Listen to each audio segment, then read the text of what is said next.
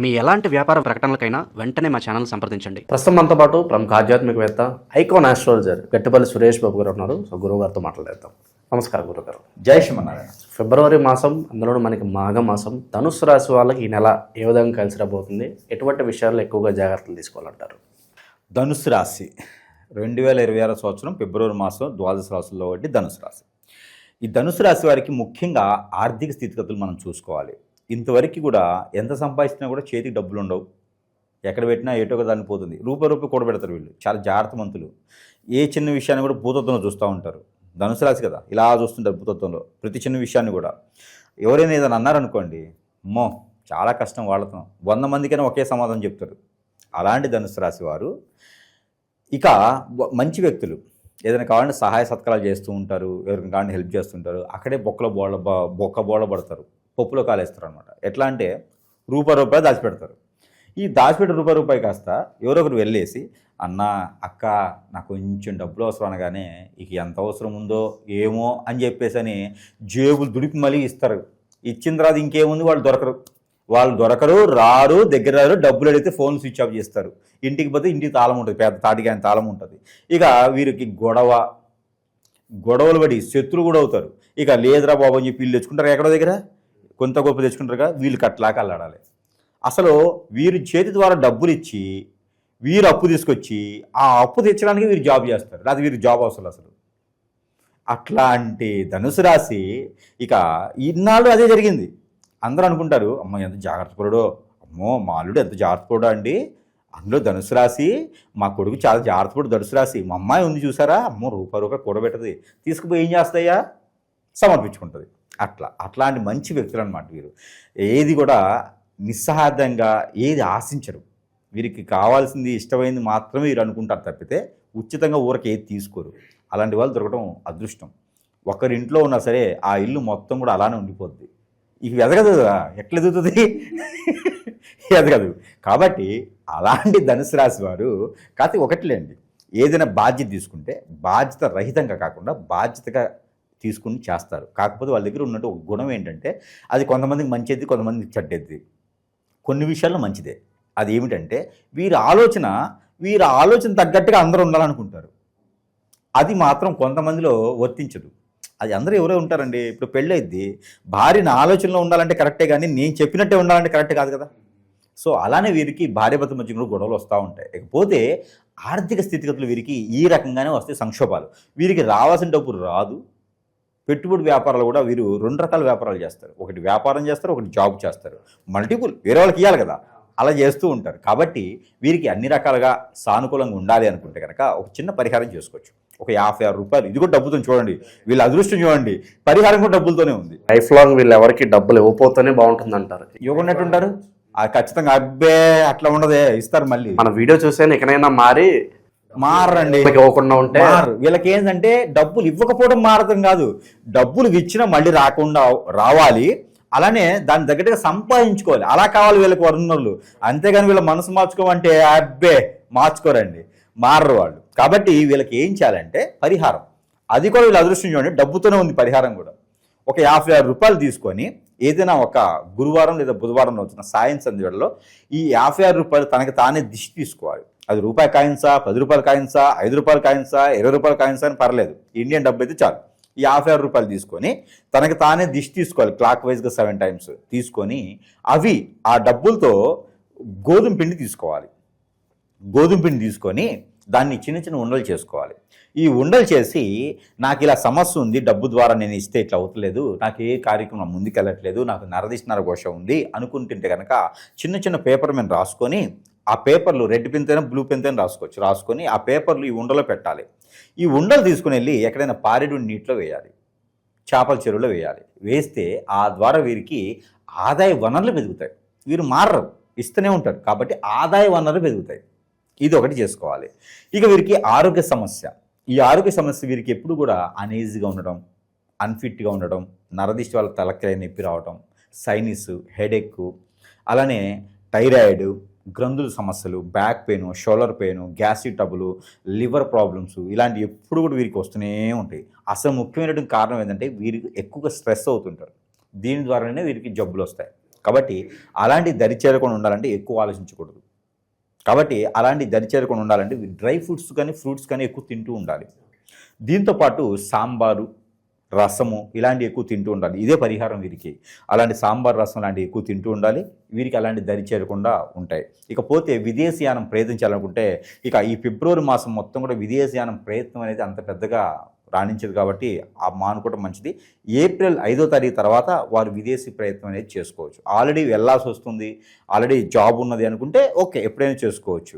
ఇక ధనుసు రాశి వారు. ఇకపోతే ఈ ధనుసు రాశి వారికి కలిసి వచ్చేటువంటి బిజినెస్, వ్యాపారం, అలానే జాబు ఏదైనా ప్రయత్నం చేస్తే ఈ ఫిబ్రవరి మాసంలో 15వ తారీఖు తర్వాత ప్రయత్నం చేస్తే జాబులు అయితే మాత్రం ఏదో ఒక జాబ్ అయితే వస్తుంది. వీరి జీవితంలో ఒకటి ఉందండి, వీరి జీవితంలో ముందుకు వెళ్ళాలంటే మాత్రం నత్తలాగా వెళ్తారు.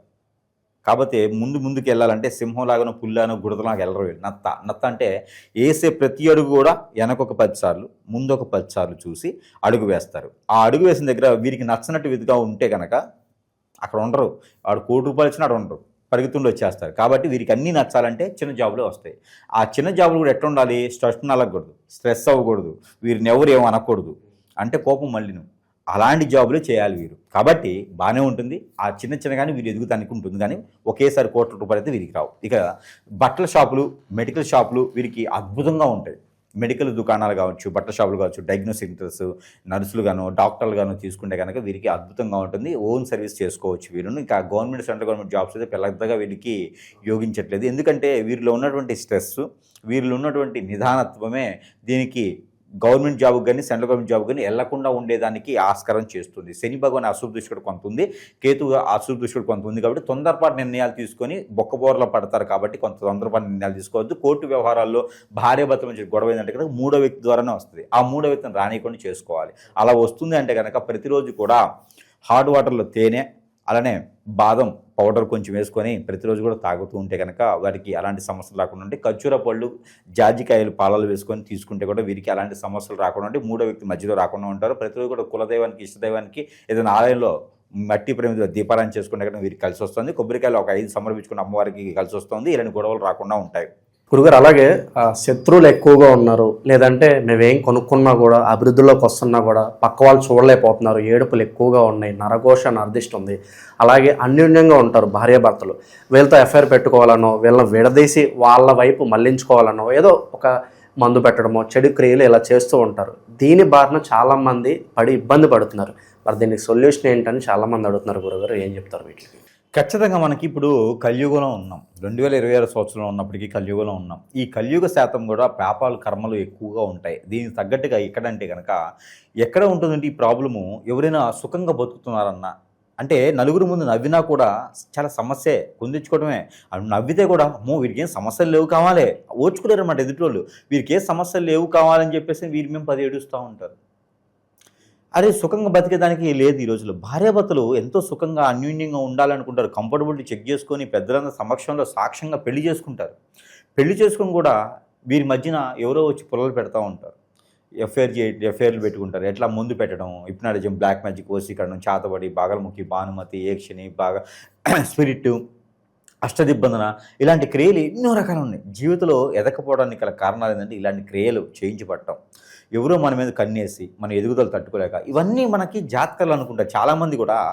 ఇవన్నీ గురువుగారు నాకు కలిసి రావట్లేదు, జాతకమా, జాతకంలో సమస్య ఉందా, దశల నక్షత్రమా, గోచారమా, ఎక్కడ సమస్య ఉంది, ఏదైనా దానం చేస్తే తగ్గిపోతుందా అనుకుంటారు. కాదు నాయన, ఇవన్నీ కూడా మనకి జాతకంలో దొరకవు. ఇవన్నీ కూడా మానవ గ్రహం అని ఒకటి ఉంటుంది. ఈ మానవ గ్రహం మన మీద సృష్టించి మనం ఎదగకూడదని చేపిస్తూ ఉంటారు. దీనివలన మనం ఏ స్థానానికి వెళ్ళాలన్నా కూడా జాతకంలో చూస్తేనేమో కలెక్టర్ అవుతానని ఉంటుంది, ఎమ్మెల్యే, ఎంపీ అవుతాను ఉంటుంది.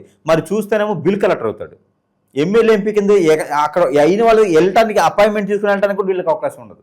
ఏ రోజు ఆ రోజు ఎతుకుతూ ఉంటారు, గొడవలు అవుతూ ఉంటాయి, ఏ పంచాయతీలో ముందుకు వెళ్ళదు, అష్టదిబ్బంది అయిపోతారు అనమాట. కాబట్టి దీనంతా కారణం ఏంటంటే మన మీద ఏడ్చేటి కళ్ళు. మానవ గ్రహం చేసేటువంటి పనులు అంతా ఇంత కాదండి. ఎవరిని నమ్మకూడదు, ఎవరిని పార్ట్నర్షిప్ చేయకూడదు, మన పర్సనల్ విషయాలు ఎవరితో షేర్ చేయకూడదు. ఎందుకంటే దాని అందరి వల్ల ఏదో రోజున మనం ఖచ్చితంగా కాంట్రవర్సీకి వెళ్తాం.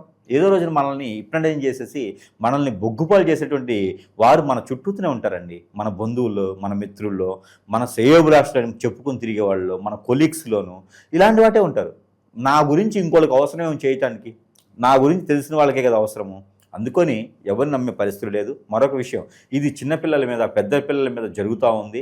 ఈ యొక్క కలియుగంలో ఏది పాపమైతే జరుగుతున్నావో చేస్తున్నావో తెలియట్లేదు. కానీ ఇవన్నీ కూడా ముఖ్యంగా భార్యాభర్తల మధ్యన అయితే కనుక ఇద్దరు దూరమైపోవటము, ఎవరో తెలియని వ్యక్తులతో ఎఫ్ఐఆర్ పెట్టుకొని ఆస్తులన్నీ సమర్పించుకొని పొరుగు పెక్కేత హోదా డబ్బు పలుకుబడి అన్నీ పోగొట్టుకోవడం, చెట్టుకోలు గుట్టుకోలు అయితే ఉన్నారు పిల్లలు ఈ రోజున. ఎందుకండి 15 సంవత్సరాలు 16 సంవత్సరాల పిల్లలను కూడా వదలట్లేదు ఈ రోజున. ఇది ఒక సంఘాలుగా ఏర్పడేసి ఏదో హిప్నటిజం అని బ్లాక్ మ్యాజిక్ అని చేస్తూ ఉన్నారు. అలాంటి వాళ్ళందరికీ కూడా మనం ఓదార్చడానికి కాకపోయినా కొంతైనా మనం చేసేదానికైతే ఉన్నాము. మనం ఏంటంటే మనకు వచ్చిన విద్యలు మాకు నేర్పే గురువులు మాకేం చెప్పారంటే, మీకు వచ్చి విద్య మంచి జరగకపోయినా పర్లేదు కానీ చెడుకు మాత్రం చేయకండి అని చెప్పారు. అలాగే ఒప్పందాలు చేసుకొని మనం కూర్చొని ఉన్నాము. ఈ రోజుల్లో ఆన్లైన్లో చూస్తే నాకు నెంబర్ ఇంత ఉంది, నాకు ఇంత డబ్బులు వేస్తే నేను ఎవరైనా అమ్మాయి మీ ఒళ్ళో పడుకోబెట్టేస్తా, ఎవరైనా అబ్బాయి నీకు ఆన్సరింగ్ చేస్తా అని చెప్పి జనాలు చాలామంది నమ్మి మోసపోయేసి ఎన్నో రకాల ఇబ్బంది పడ్డోళ్ళు అందరూ కూడా అన్ని ఆలయాలు అయిపోయిన తర్వాత కాశీకి అన్నట్టుగా అందరు గురువులు అయిన తర్వాత సురేష్ దగ్గరికి వస్తూ ఉన్నారు. నా జేబులు ఉండవు, జేబుకి నా చొక్కాకి జేబులు ఉండవు. ఎందుకంటే నాకు డబ్బులు ఇచ్చేవాళ్ళు ఎవరు లేరు. కస్టమర్లు వస్తారు, అన్నీ సమర్పించుకొని అన్ని రకాల ఆ డబ్బులు కూడా పోగొట్టుకొని ఎక్కడ పని అవ్వకుండా సురేష్ దగ్గరికి వస్తూ ఉంటారు. ఇలా నా దగ్గరికి ఈ రోజున 12,000 మంది పై చినుకు కస్టమర్లు బలైనటువంటి వారు ఉన్నారు ఈ రోజున. మెజారిటీగా అందులో భార్యాభర్తలేనండి. భార్యాభర్తలు ఒకటి, పెళ్ళైన వాళ్ళు పెళ్లి కాని వాళ్ళు కూడా ఆడపిల్లల్ని వశం చేసుకోవటం, ఈ హిప్నటిజల్ బ్లాక్ మ్యాజిక్లు. ఇంకోటి ఏంటంటే, ఇక ఎవరైతే గురువుని సంప్రదిస్తామో నాకు బాలేదయ్యా అని చెప్పి గురువుని సంప్రదిస్తే ఇదే అవకాశంగా తీసుకునేటువంటి గురువు దరిద్రులు, నేనే గురువునని చెప్పుకొని పాత సేవలు చేయించుకునే దరిద్రులు కూడా కస్టమర్ల అవకాశాన్ని వాళ్ళు అందిపుచ్చుకొని వాళ్ళు కూడా డబ్బు ఆదాయం పొందేసి నాకు చేతులు ఎత్తేస్తారు తర్వాత. ఇవన్నీ కూడా మన ప్రేక్షకులు ఆలోచించుకోవాలి.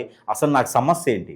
జాతకం సమస్య, ప్రకృతిలో దోషాల సమస్య, గ్రహ దోషాల సమస్య, నిజంగా నా మీద గురుగారు చెప్పినట్టుగానే ఏదైనా జరిగిందా? ఒకసారి పరిశీలన చేసుకుంటే మనం అనుకున్న జీవితం చాలా చిన్నది.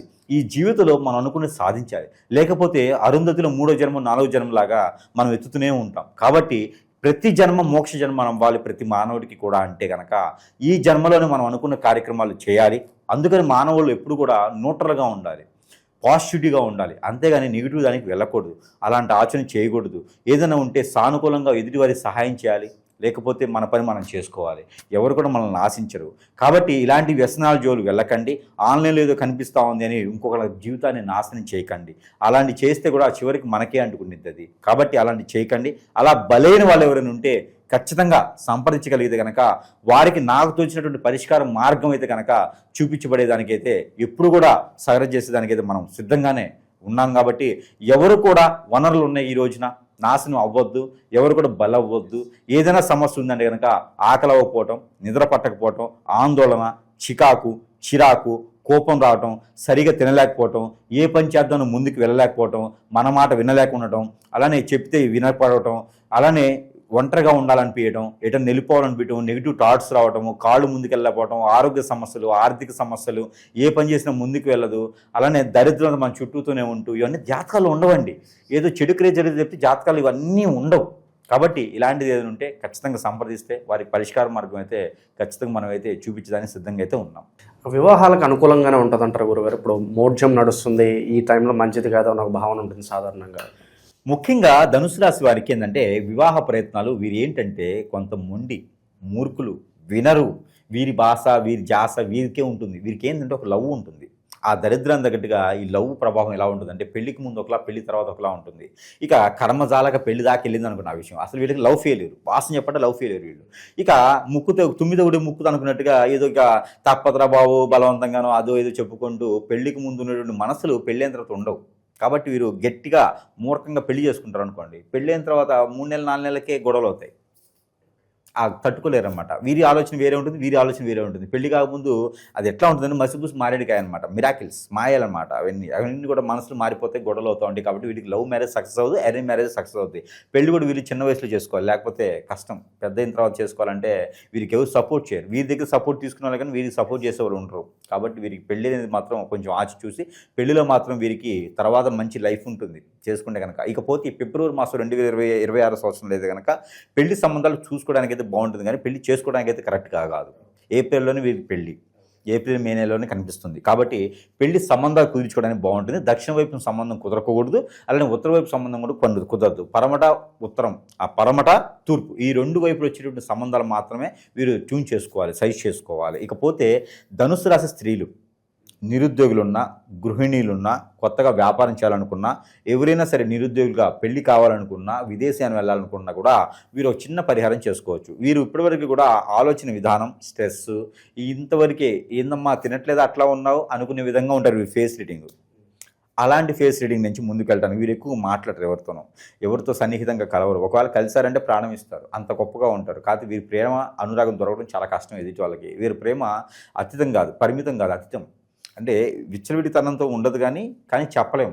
ఎక్కువగా స్ట్రెస్ అవ్వరు వీరు. ఒక విషయాన్ని మర్చిపోవాలంటే వీరికి చాలా ఈజీ, కానీ మర్చిపోరు, కానీ మర్చిపోయినట్టు ఉంటారు. కానీ దేని గురించి దిగులు పడరు, బాధపడరు, ఇబ్బంది పడరు. కాబట్టి కోరికలు అయితే ఉంటాయి వీరికి. ఆ కోరికలు తీర్చుకోవడానికి అయితే మాత్రం నిరంతర శ్రమ చేస్తూనే ఉంటారు వీరు. కాబట్టి అలాంటి స్త్రీలు ఎవరైనా ఉన్నారంటే కనుక మంచి సంబంధాలు రావాలి. వీరికైతే కనుక మార్చిలో పెళ్ళి అయ్యేటువంటి యోచన ఉంటుంది, పెళ్లి సంబంధాలు కుదుర్చుకోవచ్చు. అదే ఫిబ్రవరిలో అయితే పెళ్ళిళ్ళు కనిపించట్లేదు. దీంతోపాటు పెళ్లి సంబంధాలు కుదరాలి, అన్ని విదేశయానం చేయాలి, ఇంకా కూడా ఏదైనా నరదిష్టి కానీ ఇట్లాంటివి ఉన్నాయంటే కనుక, కొంతమేర గ్రహాసాల మించిన దోషాలు ఉన్నాయంటే కనుక చిన్న చిన్న పరిహారాలు చేసుకోవచ్చు. దాంట్లో అయితే కనుక అమ్మవారికి కుంకుమార్చన చేయించి ఆ కుంకుమను ప్రతిరోజు ధరించుకునే దానికైతే కనుక ఖచ్చితంగా వీరికి అద్భుతంగా ఉంటుందని చెప్పొచ్చు.